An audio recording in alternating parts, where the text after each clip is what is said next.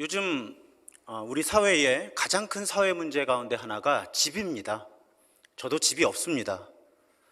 목회하는 동안에는 사택에서 살면 되는데 은퇴하면 어디서 살아야 할까? 일단 대책이 없어서 청약을 열심히 넣고 있습니다. 요즘에 영끌이라 그러죠. 우리 젊은 세대들이 정말 영혼까지 끌어모아서 돈을 모아서 그걸로 집을 장만해야 하는 그런 현실 속에 우리가 살아가고 있습니다. 그런데 이런 상황에서 우리가 반드시 기억해야 하는 말이 하나 있습니다. 돈으로 집은 살 수 있는데 돈으로 가정은, 그것도 행복한 가정은 살 수 없다는 겁니다. 여러분, 특히 이 자리에 계신 어른들께서 우리 자라나는 어린이 청소년들에게 가치를 분명하게 가르쳐 주셨으면 좋겠어요. 가치를. 돈으로 집은 살 수 있지만 돈으로 가정을 살 수 없다는 것. 정말 소중하고 중요한 것이 무엇인지 어릴 때부터 잘 배우면서 우리 자녀들이 성장할 수 있으면 좋겠습니다. 5월 가정의 달이라고 부르죠. 5일이 어린이날이고 8일이 어버이날입니다. 그리고 21일이 부부의 날이에요. 왜 부부의 날인지 아시죠? 5월이 가정의 달인데 둘이 하나가 된 날이라 그래서 21일을 부부의 날로 정했다고 합니다. 그러다 보니 제가 보통은 성경 본문에 따라서 설교를 하는데 5월 첫 주일은 작년에도 그랬고요, 올해도 그랬고요, 가정에 관한 말씀을 전하게 됩니다. 작년에도 똑같은 말씀을 드렸는데요, 가정에 관한 설교가 설교자에게는 매우 큰 부담이에요. 왜 부담인가 하면 제가 가정에 대해서 이렇게 설교를 하잖아요. 그럼 성령께서 제 안에서 저에게 말씀하십니다. 너나 잘해. 그래서 가정에 대한 설교하기가 힘든 거예요. 저도 남편이기도 하고 아들이기도 하고 아버지이기도 한데 제가 부끄러운 거죠. 그리고 또 한 가지 가정에 대한 설교가 부담스러운 이유는 우리 교인들 가운데도, 우리 지금 함께 예배하는 분들 가운데도 가정이나 가족이 언급되는 것 자체가 부담스러우시거나 상처가 되는 분들이 많이 계시거든요. 그러니까 설교하는 설교자 입장에서는 매우 부담스러운 설교가 됩니다. 그렇지만 본문을 제가 만나지 않는 한은 1년에 한 번 가정에 대한 말씀 설교하는 날이니까요, 여러분 가정을 향한 하나님의 음성을 듣는 시간이 되시기를 주님의 이름으로 부탁드립니다. 오늘 본문 시편 128편은 성전에 올라가는 노래라는 제목이 붙어 있어요. 성전에 올라가는 노래. 당시에 이스라엘의 특히 남자들은 절기가 되면 성전이 있는 예루살렘으로 순례를 떠났습니다. 그래서 제가 이 시편을 읽으면 이런 상상을 하는 거예요. 한 마을에 남자들이 한 그룹을 이루어서 지금 예루살렘을 향해서 순례의 길을 걷는 겁니다. 그럼 그 가운데 한 분이 마치 우리 일할 때 노동요 부르는 것처럼 이렇게 시편 1편 한 절을 딱 낭송하면 따라오던 분들이 또 한 절을 낭송하고 이렇게 함께 부르면서 어찌 보면 힘들고 지루하고 혹은 지쳐갈 수 있는 그 순례의 길을 하나님의 임재 가운데 하나님과 동행하는 길로 바꾸어 나갔던 시편이 성전에 올라가는 노래입니다. 오늘 이 128편 여러분 많이 기억하실 거예요. 왜냐하면 제가 2년 전에 신도중앙교회 담임 목사로 부임을 해서 가정신방을 할 때 많은 가정에서 제가 이 본문으로 그 가정들을 축복을 했었습니다. 그러면 이 시편 128편의 주제가 무엇인가? 1절이에요. 여호와를 경외하며 그의 길을 걷는 자마다 복이 있다. 쉽게 말씀드리면 하나님 잘 믿고 하나님 잘 따라 사는 사람들이 어떤 복을 받느냐, 그 고백을, 그 찬양을, 그 기도를 담은 시편이 시편 128편입니다. 자, 그러면 하나님 잘 믿고 하나님 잘 따라 사는 사람들이 어떤 복을 받느냐? 우선 셋으로 딱 압축을 하면요, 손이 수고한 대로 먹는 것이 복이에요. 그러니까 성경은 불로소득을 기뻐하지 않습니다. 성경은 그래요. 하나님은 그러세요. 하나님이 기뻐하시는 복된 삶은 거저 얻는 것이 많은 삶이 아니고요, 우리는 그런 삶이 복된 삶이라고 생각하기 쉬운데 성경이 가르치는 복된 삶은 노동을 해서 정당한 대가를 얻어서 그것으로 살아가는 삶이 복된 삶이에요. 오늘날의 문화와 많이 다르죠. 그런데 어떻게 해요? 성경이 그렇게 말씀하고 있으니까 저는 그렇게 설교를 해야죠. 성경은 노동의 가치를 매우 긍정합니다. 어제가 우리 근로자의 날 혹은 노동자의 날이었는데, 노동을 하고 그 노동의 대가로 살아가는 삶을 복된 삶이다, 하나님 잘 믿고 하나님 잘 따라 사는 사람들이 그런 복을 받는다, 이렇게 말씀하고 있는 거예요. 그 다음에 두 번째 복이 가족이 있는 것이 복이라는 거예요. 자, 어떤 가족이냐는 2차적인 문제예요. 가족이 있는 것이 복이라는 거예요. 그 다음에 세 번째 복은 무엇인가 하면 내가 속해 있는 교회와 나라가 잘 되는 걸 보는 것이 복이라는 거예요. 이것이 하나님 잘 믿고 잘 따라 사는 사람들이 누리는 세 가지 복이에요. 제가 이 시편을 읽을 때마다 깜짝깜짝 놀라면서 은혜를 받는 것이 6절 말씀이에요. 6절에 뭐라고 기록되어 있는가 하면 네 자식의 자식을 볼지어다, 이게 복이라는 거예요. 그리고 제가 어느 날 생각해 보니까 정말 우리 교우들이 손자 손녀가 생길 때 그 행복해 하시는 걸 보면요, 정말 어찌 보면 아들 딸을 얻으실 때보다 더 행복해 하시는 것 같아요. 그리고 갑자기 SNS의 모든 사진들이 다 손자 손녀 사진으로 바뀝니다. 동영상으로 바뀌고요. 그리고 그런 말씀 하시더라고요. 돈 내고 자랑하라고. 그만큼 만나면 손자 손녀 자랑을 하시잖아요. 그러니까 시편이 우리의 마음을, 우리의 삶을 너무 잘 아시는 거예요. 그러니까 무엇이 복된 삶이냐? 자식을 낳았는데 그 자식이 또 자식을 낳는 삶이 복된 삶이다. 그러니까 오늘날 이 가정의 정의가 많이 다양해지고 있기는 한데요, 그래도 기본적으로 한 남자와 한 여자를 하나님이 짝지어 주셔서 가정이 구성이 되고, 그리고 자녀들이 태어나는데 그 부모가 그 자녀의 자녀들까지 태어나서 잘 되는 것을 보면 그것이 복된 삶이다. 하나님 잘 믿고 잘 따라 사는 사람들이 그런 복을 받는다. 오늘 시편 128편의 주제가 바로 그것입니다. 특히 여러분, 어려운 일을 겪으면 가족밖에 없죠. 제가 영상으로 혹시 들을지 모르는데 남동생이 하나가 있어요. 1살 차이예요. 근데 클 때 제가 좀 모질게 대해서 좀 따로따로 컸어요. 1살 차이인데도. 근데 제가 동생의 존재를 크게 느끼면서 동생이 있다는 것 자체를 고마워하게 된 날이 있어요. 그날이 언젠가 하면 20대 중반에 저희 할머니가 돌아가신 날이에요. 할머니가 돌아가셨고요, 장례가 시작이 되었는데 동생이 그때 저기 순천에서 군복무를 하고 있었거든요. 장례가 진행되는데 처음부터 있지를 못하고 하루 종일 걸려서 이제 휴가 받아서 인천으로, 제가 인천 살고 있을 때인데 인천으로 올라온 거예요. 근데 갑자기요, 군복 입은 동생이 쓱 현관문에 들어서서 제 옆에 딱 서는데요, 얼마나 든든한지 몰라요. 제가 그날 차마 동생한테 표현은 못했지만 엄청 회개했어요. 엄청 동생한테 미안해졌어요.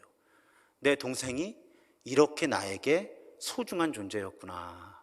그냥 옆에 와서 서 있기만 해도 힘이 되는 그런 사람이었구나. 그렇더라고요. 특히 오늘날의 사회가 개인주의와 이기주의에 가득하니까 어려운 일을 겪을 때 가족만큼 소중한 사람들이 없는 거예요. 가족의 사랑이 우리의 삶을 지탱해주는 가장 튼튼한 버팀목이 되는 거죠. 근데 여러분 어떠신지 모르겠는데 가족 생각을 하면 두 마음이 있어요. 좋은 마음과 힘든 마음. 왠지 미안함이 있고요, 왠지 상처받은 게 있고요. 제가 언젠가도 말씀드렸지만 이 사랑하기로 결심하는 순간 우리는 상처받기로 결심하는 거거든요. 상처 없는 사랑은 없어요. 그러니까 가족이 가장 소중하고 가장 사랑하는 사람이라서 많은 경우에 우리는 또 가족 때문에 많은 상처를 받아요. 제가 작년에 수요 치유 예배에서 치매에 관한 말씀을 나누었어요. 그럴 때 드라마 하나를 알게 되었어요. 그 드라마가 방송이 될 때는 몰랐는데 치매에 대한 자료를 공부하다가 조사하다가 드라마를 보게 되었어요. 그 드라마가 눈이 부시게라는 드라마인데요, 치매 환자 본인의 관점에서 치매 환자와 주변에서 일어나는 일을 묘사한 수준 높은 작품이라고 많은 평론가들이 평가를 했더라고요. 그 드라마에서 제가 가장 감명 깊게 본 장면이 어느 장면인가 하면, 자, 일단 기본 구조를 좀 설명을 드릴게요. 못 보신 분들을 위해서. 치매로 요양원에서 살아가는 어머니가 있어요. 근데 이 어머니가 참 불행한 인생을 살았어요. 정말 아름답고 그런 청년이었는데, 젊어서 사랑하는 사람과 결혼했는데 갑자기 남편을 잃어요. 남편이 기자였는데 안기부 뭐 이런 데에서 조사받고 이러는 과정에서 죽어서 돌아오는 거죠. 그리고 아들이 하나 태어났어요. 그러니까 이 젊은 엄마가 아들 하나를 키우면서 살아야 돼요. 게다가 이 아들이요, 아마 잘 돌보지 못해서 그랬다고 엄마는 자책을 하겠죠. 교통사고를 당해서 다리 하나를 잃어요. 아주 아장아장 뛰어다니는 어린이 때 다리 하나를 잃고 의족을 하고 사는 거예요, 평생을. 그런데 이 드라마에 보면 이 어머니가요, 이 아들을, 더군다나 다리 하나를 잃은 아들을 너무 모질게 대해요. 너무 모질게 대하는 거예요. 심지어는 길에 넘어져서 엄마 나 좀 일으켜달라고 어린 아들이 그러는데도 그 아이를 붙들어서 일으켜 주지를 않아요. 너 여기서 일어날 수 없다면 세상을 어떻게 살려고 그래? 이렇게, 아이인데 아직 엄마가 그렇게 모질게 대하는 거예요. 그러니까 이 아들이 엄마 내가 싫지, 엄마 내가 귀찮지, 엄마 내가 확 죽었으면 좋겠지, 엄마 내가 불쌍하지도 않아, 이런 식으로 항변을 하는 거죠. 근데 엄마가 그 정도 되면 좀 보듬어 줄 만도 한데 엄마가 뭐라 그러냐면요, 불행이 밥 먹여주냐? 불쌍히 밥 먹여주냐? 돈 주냐? 그럼 내가 불쌍하다고 해줄게. 내가 너 불쌍하다고 한다고 돈이 생겨? 이렇게 대답을 하는 거예요. 그러니까 아들이 엄마를 이해할 수 없는 거고요. 엄마와 아들 사이가 그런 어릴 때의 경험을 토대로 이렇게 평생을, 그리고 이제 엄마가 알츠하이머 병에 걸려서 가망이 별로 없고 요양원에서 시간을 보내게 되는 그런 상황이 된 거예요. 그러니까 이 아들도 좀 험한 삶을 살았죠. 그래서 어머니가 요양원에 들어갔을 때 이 아들이 아파트에서 경비를 해요. 다리를 이제 쩔뚝쩔뚝 하면서. 근데 어느 날 눈이 옵니다. 눈이 와서 이제 이 아파트 경비니까 눈을 쓸어요. 근데 전화가 와요, 요양원에서. 엄마가 실종됐다는 거예요. 그래서 이 아들이 불편한 다리를 이끌고 쩔뚝쩔뚝 하면서 요양원에 가서 엄마를 찾습니다. 그 드라마의 한 장면을 보실 텐데 이 온라인 중계 때문에 드라마의 한 장면을 온전히 보여드릴 수가 없어요. 저작권 문제라 이게 중계가 차단이 됩니다. 그래서 아주 조금만 편집을 해서 그냥 이런 장면이구나 하고 느끼실 수만 있게 그렇게 한 장면 여러분 보시겠습니다.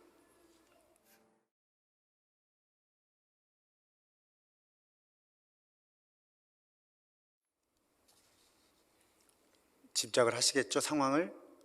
자, 엄마가 아들을 일으켜 주지도 않았던 엄마예요. 근데 아들이 이제 집이 아까 형편을 보셨잖아요. 이렇게 산동네에 험한 길. 근데 눈이 오는 날 아들이 학교에 가려고 집 앞에 나오면 항상 눈이 쓰러져 있는 거예요. 근데 여기서 편집된 장면이 있는데 바로 옆에 가게가 있었거든요. 그게 가게 앞에 아저씨가 있었어요. 그래서 이 아들은 그냥 그렇게 생각한 거예요. 이 아저씨가 아침에 눈을 다 쓰시나 보다. 엄마가 그 눈을 쓸었다고는 한 번도 상상해 본 적이 없는 거죠. 그런데 지금 알츠하이머로 죽어가는 엄마가 눈이 오니까 그냥 본능적으로 반응해서 눈을 쓸고 있는 거예요. 그 아들을 그렇게 매몰차게 대했으면서도 그 아들 행여 눈길에 넘어질까봐 다리 불편한 아들이 아들 눈에 띄지 않는 이른 시간에 일어나서 눈이 올 때마다 그 눈을 엄마가 쓸어줬던 거죠. 평생을. 아들이 자기를 알아보지 못하는 엄마한테 얘기하잖아요. 그거 아들은 모른다고. 그랬더니 엄마는 그러잖아요. 그거 몰라도 된다고. 아들이 몰라도 된다고. 그냥 넘어지지만 않으면 된다고. 그때 요 바로 다음 장면에서 아들이 뭐라고 하는가 하면 울면서 그렇게 말해요. 아드님이 한 번도 안 넘어졌대요. 눈 오는 날에 한 번도 넘어진 적이 없대요. 그러니까 아까 보신 그 엄마가 환하게 웃으면서 정말이에요? 아, 다행이다. 그렇게 얘기하는 거예요.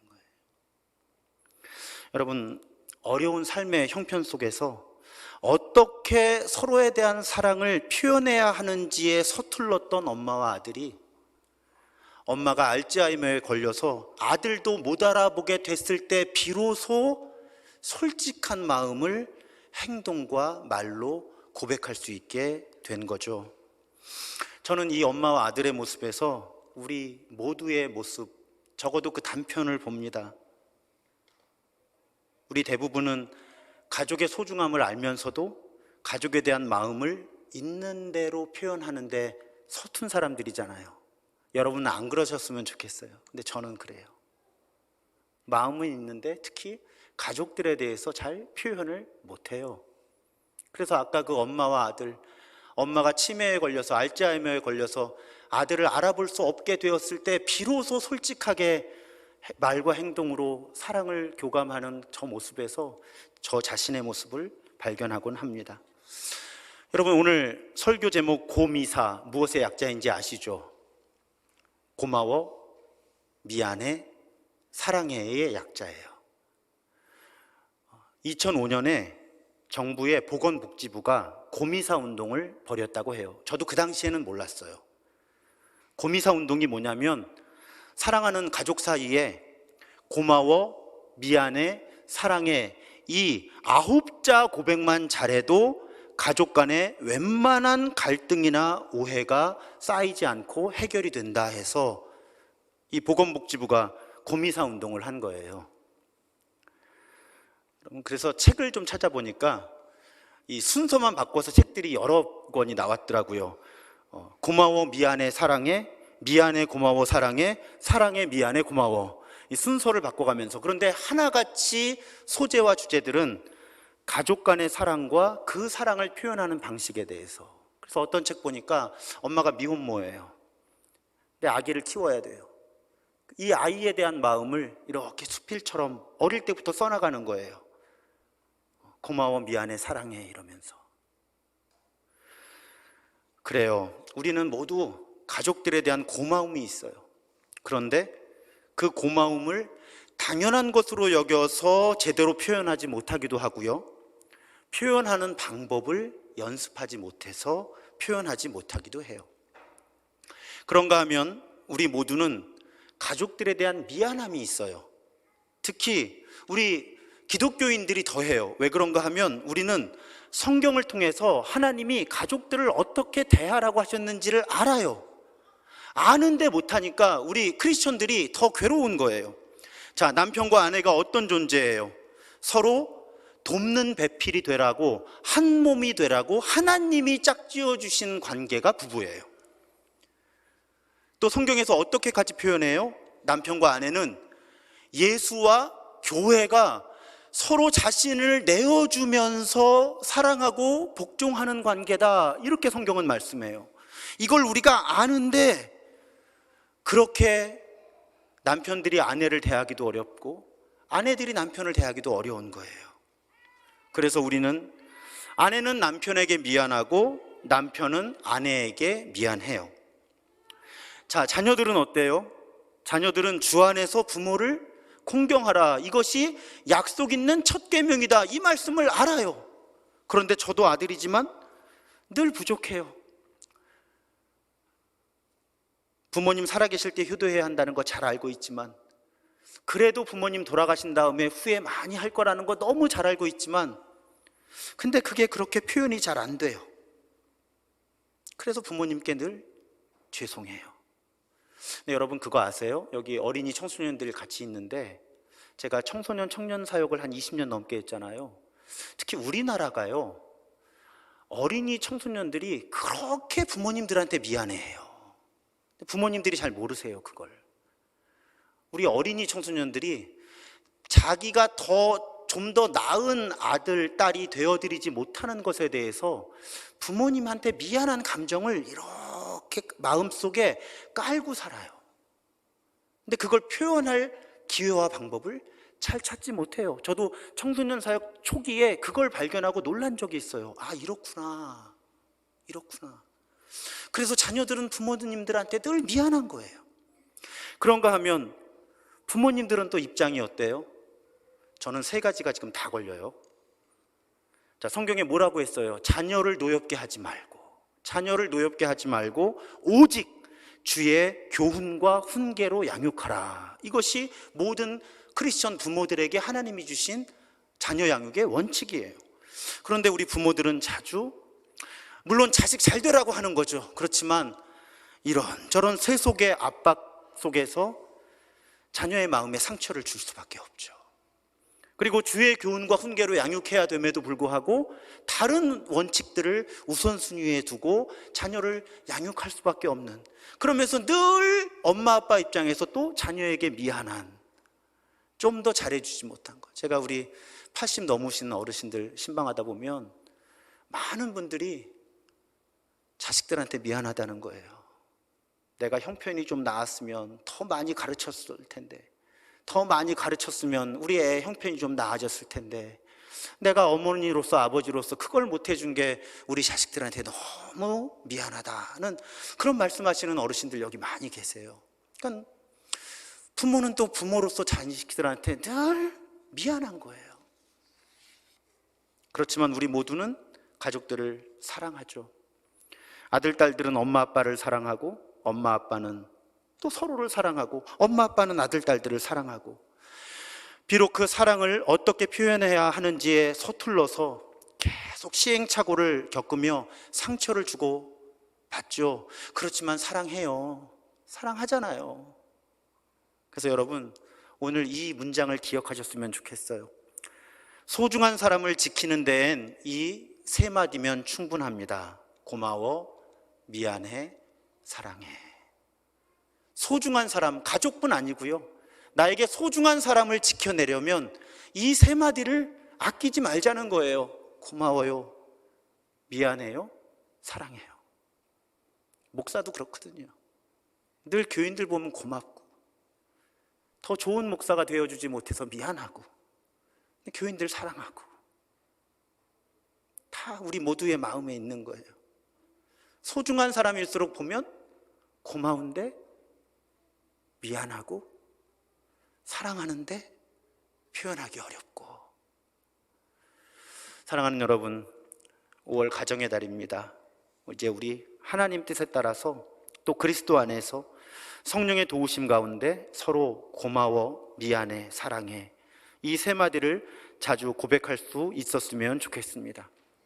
그렇게 마음의 표현을 연습하는 가운데 이 5월 가정의 달, 가족 간의 사랑과 신뢰가 더욱 깊어지는 우리 모두가 되기를 주님의 이름으로 축원합니다. 그리고 어린이날, 어버이날, 부부의 날, 이 가정의 달에 오히려 외롭고 아프고 슬픈 모든 분들의 마음을 우리 하나님께서 위로해 주시고, 또 우리 믿음의 가족들끼리 서로 더 보듬어 줄 수 있으면 좋겠어요. 식구잖아요. 여러분, 식구가 뭔지 아시죠? 같이 밥 먹는 사람이 식구예요. 근데 우리 지금 성찬할 거예요.